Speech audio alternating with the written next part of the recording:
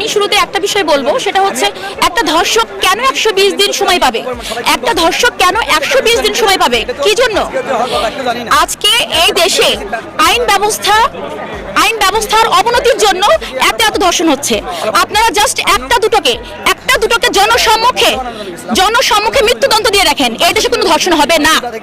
মানে হবে না। আপনাদের আইন ব্যবস্থা দুর্বল বিধায় আজকে এত ধর্ষণ হচ্ছে। একটা ছোট বাচ্চা পর্যন্ত এই দেশে নিরাপদ না। আপনি আমি কিভাবে নিরাপদ? আজ আসিয়া ধর্ষণ হয়েছে, কাল আপনার বাচ্চা হতে পারে, আমার বাচ্চা হতে পারে, আমি হতে পারি, আপনার বোন হতে পারে। তাহলে আপনি আমি কেন বসে আছি? কেন আমরা যাচ্ছি না? আমরা আরো কবে যাবো? আমরা কি বেঁচে থেকে মরে গেছি? আপনাদের কি শিক্ষা হচ্ছে না? এত কিছু পরে লজ্জা হচ্ছে না? আপনারা কবে জাগবেন?